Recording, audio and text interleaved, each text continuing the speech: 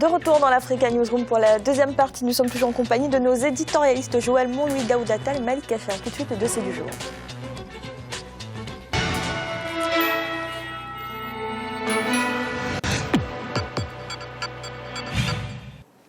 Le président béninois Boni Yayi est au pouvoir depuis le 6 avril 2006. Il effectue actuellement la fin de son deuxième mandat à la tête du pays. En 10 ans, le Bénin a changé de visage et des réformes importantes ont été menées. Pourtant, cette période a également été marquée par plusieurs scandales. Alors, quel bilan dressé à 1 an de la prochaine présidentielle? Élément de réponse avec Paul de Singwe. Son élection en 2006 à la tête du Bénin avait suscité beaucoup d'espoir. Tout d'abord parce que le président Yayi Boni n'avait jamais été aux affaires et apparaissait de fait comme une alternance nouvelle. Mais aussi parce qu'économiste de formation, son expérience à la tête de la BOAD faisait espérer de belles perspectives économiques pour le Bénin. Après 2 mandats au sommet de l'État, nombreux sont ceux qui dressent un bilan élogieux du chef de l'État. Si Yayi Boni est admiré par une partie de la classe politique nationale et capitalise une bonne sympathie dans l'opinion internationale, c'est sans doute parce qu'il a toujours affirmé qu'il ne fera pas un 3e mandat anticonstitutionnel à la tête du Bénin. Une position que le chef de l'État béninois a réaffirmée lors de l'élection législative le 26 avril 2015. Je vous dois la plus haute considération pour m'avoir fait confiance depuis 2006. Nous avons fait un bon chemin. Je vous dis encore, je suis encore président. Mon mandat constitutionnel court toujours. Mais je vous rappelle, aujourd'hui, je ne suis pas candidat, vous le savez bien. Et je ne serai candidat à rien. Mon nom ne figurera plus dans aucun bulletin dans l'avenir. Pour ses collaborateurs, le président Yayi Boni est le comptable des performances institutionnelles du Bénin. Pour un de ses conseillers, il a su doter le pays de plusieurs mécanismes et instruments qui ont consolidé les institutions de l'État. Les élections se sont bien passées en 2007, en 2008, 2 élections en 2011, 2 élections en 2008. Je crois que l'alternance politique, ça a bien marché. Le fonctionnement des institutions est un indicateur très important aussi. Vous voyez, le président Yayi Boni est arrivé avec des institutions constitutionnelles qui ont fonctionné et qui ont changé vraiment des responsables à bonne date. Je crois que de ce point de vue, nous n'avons aucun problème. Parmi les institutions non constitutionnelles créées par le président Yayi Boni figurent entre autres le Haut Commissariat à la gouvernance concertée et le Haut Commissariat à la solidarité nationale. Selon la majorité présidentielle, ces institutions ont pour but de contrôler l'action de l'État. Le chef de l'État a mis beaucoup l'accent ici sur la force des institutions de la République. La force des institutions de la République de manière à ce que les institutions dominent les hommes et qu'il n'y ait pas les hommes qui puissent dominer les institutions. Le mandat du chef de l'État a été caractérisé par sa conviction ferme de faire de ces institutions des institutions fortes, pouvant conduire et à cadrer mieux notre processus démocratique. Mais pour certains membres de la société civile, le bilan politique du chef de l'État béninois est mitigé. Pour ces observateurs, le président Yayi Boni n'a pas suffisamment consulté et associé le peuple à la gestion de certains dossiers de l'État. Nous ne saurions dire que le président Yayi Boni n'a rien fait. Non, Yayi Boni a fait des choses, mais il a fait moins de choses bonnes que des choses que nous avons trouvées mauvaises. Parce que des décisions se prennent dans la précipitation. Des décisions se prennent sans une concertation. Des décisions se prennent au pifomètre. Dès son arrivée au pouvoir en 2006, le président Yayi Boni avait également promis de redresser le Bénin sur le plan économique. Au ministère de l'économie et des finances, on affirme que cette promesse a été tenue. Ici, on estime que le Bénin est sur une bonne pente économique. Le Bénin a gagné 16 places au classement d'une business 2015, ce qui est quand même assez important à dire. Et non seulement ça, nous avons été comptés parmi le top 10 donc des pays réformateurs, donc les meilleurs pays réformateurs au monde. Et ça, c'est un élément très important. Alors, en 2014, le Bénin a enregistré un taux de croissance de 5,4%. Une croissance au-dessus de 5% réalisée pour la 3e année consécutive. Même si ces bons résultats mettent toute la classe politique d'accord, pour certains, il faudrait aller plus loin. Le président Kérékou qui était au pouvoir et le budget était de 650 milliards. 650 milliards. Quand le président Yahi Boni est arrivé, le budget est passé dès 2007 à 1000 milliards. À partir de 2008-2009, on est passé à 1200 milliards pour se stabiliser aujourd'hui à 1500 milliards. Ce qui veut dire de façon très claire que le président de la République a été capable de faire entrer dans les caisses près de 900 milliards qui très certainement se volatilisaient sous les autres régimes et qui, de mon point de vue, a dû enrichir énormément d'acteurs politiques de cette période-là. Malgré les performances économiques, pour une partie de l'opinion béninoise, le président Yahi Boni n'a pas su réaliser l'essentiel. Pour certains, le chef de l'État béninois aurait dû assurer au Bénin l'autosuffisance énergétique nécessaire au développement de l'activité économique. Aujourd'hui, la journée d'aujourd'hui, 28 avril, nous sommes le 28, 28 avril 2015, j'ai eu coupure d'électricité chez moi pendant au moins 7 à 8 fois. Tous mes appareils sont grillés. Ça veut dire quoi? Que l'énergie, le problème de manque d'énergie dans notre pays doit être un problème qui doit être résolu. On doit saisir ça. Le gouvernement aurait dû avoir saisi ça par les cornes. En 9 ans, si après 9 ans de gouvernement, on en arrive à ça aujourd'hui, ça veut dire que le gouvernement n'a pas compris sa mission. La première mission d'un gouvernement prochain, en 2016, dans ce pays, c'est de résoudre le problème de l'électricité, l'énergie électrique. Les Béninois ne doivent plus être exposés à des coupures d'électricité à tout va. Sous les 2 mandats du président Yahi Boni, la gratuité de l'école et de la césarienne ont été effectives. De plus, la dette du Bénin a considérablement diminué. Elle se situe autour de 30% du PIB contre une marge de 70%. La prochaine élection présidentielle au Bénin aura lieu en février 2016. Le président Yahi Boni a d'ores et déjà annoncé qu'il ne sera pas candidat à sa propre succession.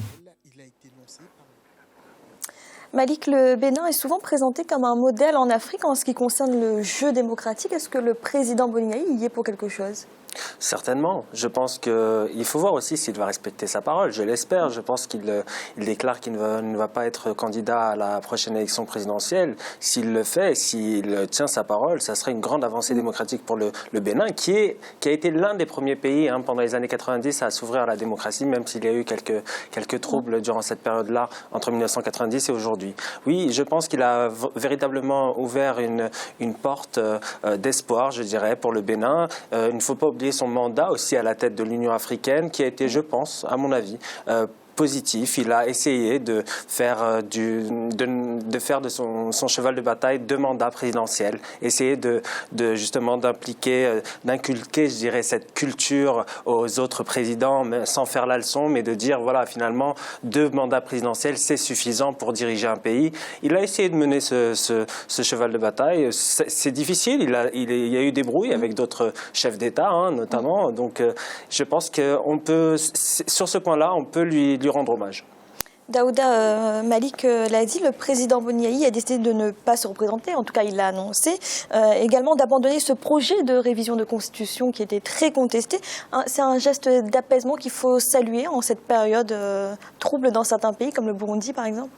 Oui, c'est un geste qu'il faut saluer, mais moi, ça ne m'étonne pas du président Yahi Boni, étant donné que, même si on lui a prêté quelquefois la volonté de vouloir changer la Constitution pour se maintenir, en tout cas pour avoir un 3e mandat, il n'a jamais montré de façon explicite quand même des signes qui peuvent donner raison à ceux qui l'accusaient de ça. Bon, cette déclaration, elle est heureuse, puisque il s'engage devant tout le monde après avoir mis son bulletin de vote dans l'urne lors des législatives, c'est un moment fort, c'est un moment symbolique pour dire je ne serai plus candidat à rien. Donc je pense que ça c'est quelque chose à saluer effectivement.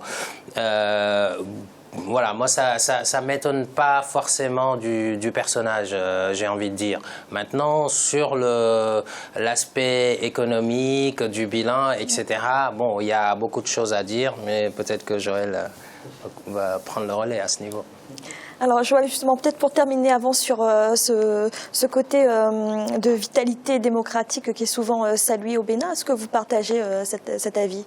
La vitalité démocratique, oui, effectivement, au niveau de la population béninoise, on ne peut que constater qu'on est en présence d'une population qui est très active et qui avait justement, pour revenir sur notre sujet, qui avait des attentes qui étaient particulièrement importantes compte tenu de la difficulté, ou en tout cas des difficultés et de l'état du pays en 2006. C'est la raison pour laquelle il y avait une attente importante du président. Et donc, parce que notre problématique concerne le bilan du président Boni Yaya, donc je pense que c'est la raison pour laquelle on va parler d'un bilan mitigé, parce qu'il a quand même fait un certain nombre de choses positives, comme cela a été indiqué, notamment dans le reportage, mais aussi concernant les structures administratives qu'il a essayé de rendre le plus performantes possible, mais encore concernant la solidarité nationale avec le régime d'assurance maladie universelle, ou encore au niveau de la formation. Il a accentué la formation des professeurs, il a mis en place la gratuité scolaire, il a également agi au niveau des infrastructures et augmenté le nombre d'investissements et de partenariats dans le cadre des partenariats publics-privés. Mais dans le même temps, et forcément quand on est face à quelqu'un auprès duquel on a un certain nombre d'attentes, on ne peut être que déçu, notamment également concernant les problématiques de lutte contre la pauvreté, sur lesquelles il y avait eu un certain nombre d'annonces de fait, et malheureusement les faits n'ont pas été à la hauteur. Alors Daouda, certains estiment que le visage du Bénin a changé en disant, donc depuis l'élection du président Boni Yayi à son premier mandat en 2006. Est-ce que vous partagez cette analyse? Alors je la partage qu'à moitié. Le visage du Bénin a changé, il y a eu un certain nombre de réalisations, Joël l'a rappelé tout à l'heure, en termes d'éducation, de gratuité, d'un certain nombre de choses, etc. Mais au niveau des infrastructures, là, il y a des efforts qui sont faits aussi. C'est vrai que le président Boni Yayi s'est engagé dans la construction régionale, notamment cet axe routier ferroviaire de Cotonou à Niamey. Bon, là, il a fait un plaidoyer pour que ça puisse se réaliser, et c'est en train de se mettre en place ce type de choses.